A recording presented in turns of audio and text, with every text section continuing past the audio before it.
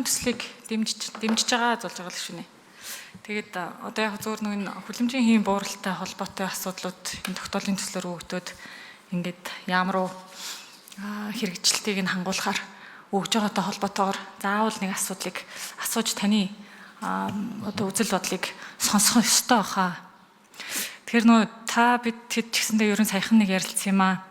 Улаанбаатар хотын ер нь орчны бохирдолтой холбоотой, агаарын бохирдолтой холбоотой асуудлуудыг яаж шийдвэрлэх вэ гэдэг ажлын хэсэгт хүртэл хамт орж ажилласан.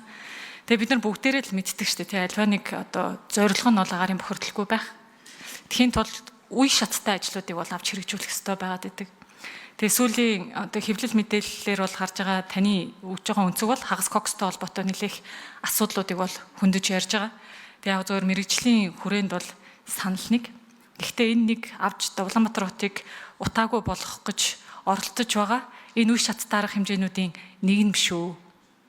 За хагас кокс гэдэг тэгэнгүүт Монгол улсаас гарч явж байгаа коксчдаг нүүрсийг эргээгээд худалдаж авах гэж байгаа юм шиг ингээд ойлголт төрөөдөх шиг байгаа. Ирж байгаа хувь мессежүүд хүртэл. Тэгэхээр уул нь энэ маань болохоор манахаас гарч байгаа бүтээгдэхүүн одоо хагас коксчдаг нүүрс байлаа гэж бодоход за одоо аль нэг оронд те дахин нэг тийм үйлдвэрлэлийн процессд ороод өөр хагас кокс, семи кокс гэдэг нэртэй нэг тийм жигнэгт ч гэсэн 500-аас 700 градусд жигнэгт ч гэсэн бүтээгдэхүүн Монгол улсад орж ирэх гээд байна. Тэгээ агаарын бохирдол бол нэг 2 дахин буурах болов гэсэн ийм хүлээлттэй нийслэлийн ажиллаад ах шиг бай. Тэгээ зөв гаднаас нь харахад шүүмжлэхэд бол амархан л байгаа юм л да. Гэхдээ бүх талаас нь бодож үзвэл миний бодлоор энийг тийм одоо агаарын бохирдолгүй болгох үе шатны нэг ажил юм шиг. За Улаанбаатар төсөл гээд манай Лувсан жамж гисүүний төсөл бас байгаа энэ орчны бохирдолтой холбоотой.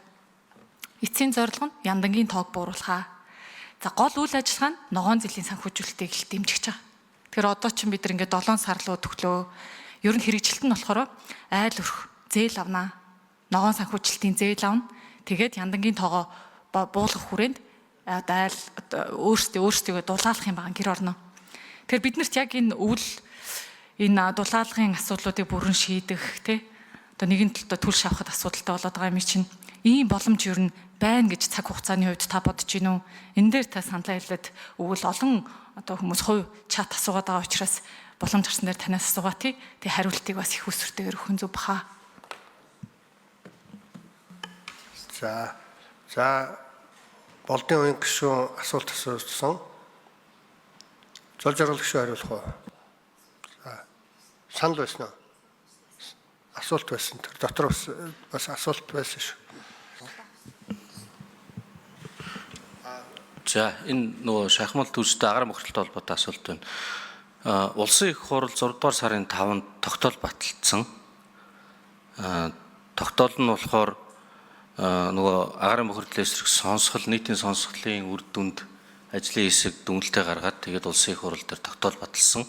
Тэр тогтоол дээр байгаа 11-р зүйлийнх нь агуулга нь утаа гаргадаг зуух төлшөнд төсвийн мөнгө зарцуулахгүй гэд бичсэн байна.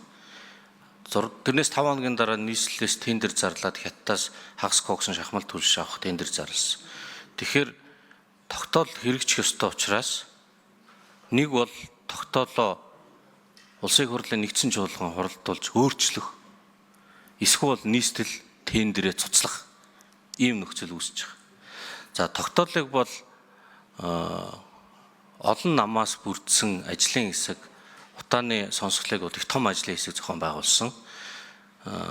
Ажлын хэсгийн ахлагч нь чин бүрэн гишүүн, одоо чин бүрэн сайд ингээд баталсан байгаа. Тэгэхээр энэ их олон үний өнцөг орж ижил яригдсан зүйл л дээ. Тэгээд чуулган дээр батлагдсан. Төлшөнд мөнгө зарцуулахгүй гэдэг бол их ийм ноцтой үр дагавар буюу шилжилтийн маяг юм. Одоо төлшөнд биш утаа гаргадаггүй дулаанд зарцуулъя гэсэн тиймэрхүү логик яваад байгаа. Тэгээд ард нь энэ дулаалгын аян гээд бас түрүүний дурддаг зүйл эхлээд яваад байна гэж бол би харж байгаа. Тэгэхээр энэ одоо би бол их тийм экстрим дүгнэлт гэж бол энийг үзэж байгаа. Тэгээд ямар ч байсан гишүүд ярилцаад юм тогтоол бол улсын их хурал баталсан. Тэгэхээр энийг бол хэрэгжүүлэх хэрэгтэй. Эсвэл өөрчлөх хэрэгтэй гэсэн үг. Хувийн зүгээр техникийн хувьд хувийн бодлоо хэлэхэд хятадаас нүүрс боловсруулсан хагас коксын төлш авна гэдгийг зарчмын хувьд бол дэмжихгүй. олон жил энийг дандаа л эсэргүүцэж явж байгаа. Сайн чанарын чулуун нүрсийг шигшээд жижиг биш жигд бүхэлдээ болгоод ашиглах, нутгийг нь шахаад ашиглах адилхан үр дүнд хүргэнэ. Энийг бол Монголын нүүрсний тэр ханган нийлүүлэгчтэй цуглуулад уулзаад яхад бол шийдлийг гаргаал ирэх байх гэж бол би боддог. За, болдын үеийн гишүүн тодруулъя. За өнөөдрийн манай байнгын орог бол яг энэ асуудалтай холбоотойгоор нийслэлээс үзэж байгаа бох гэж найдаа. Тэгээ зөвөр яг энэ асуудлыг Хагскоксыг бүтээгдэхүүн байдлаар нь оруулж ирэхээр эрдэмтдийн дүгнэлт гарсан гэж бол ойлгосон. Тэгэхээр энэ дүгнэлтийг яг энэ хэрвээ байнгын орог үзэж байгаа тохиолдолд энэ дүгнэлтэд яаралтай зүйлдвэрчлийн бодлогын байнгын ороонд ирж танилцуулаач ээ. Хэн гэдэг эрдэмтэд яг ажилласан, ямар баг ажилласан. Тэрнийх нь бас одоо мэдээлэл дээр нь нэлээд наривчилж суух хэрэгтэй байх гэж бодож байна. Иргэжил бүгдээрээ одоо ирээдүйнхээ хойч үеийн төлөө одоо залуучуудынхаа эрүүл мэндийн төлөө агаарын бохирдлгүй одоо ямар нэгэн байдлаар л багасгасан байх ёстой хувь хэмжээг нь. Тэгэхээр энэ дээр бас хамтарч ажиллахад бэлэн байгаа гэдгийг илэрхийлье. За, жаргал сайхны зол жаргал гишүүн.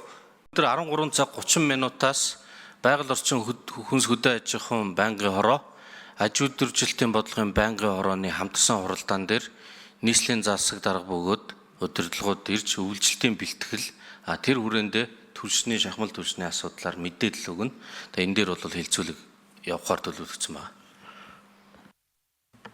Тэгээ сая зол жаргал гишүүнээ уян гишүүний маш чухал санал хэлж байна шүү дээ. Юу гэвэл ер нь бол одоо ингээл Монгол даяараа одоо ямар нэг асуудлыг шуугдаг, утаач байна уу, нүүрсч байна уу.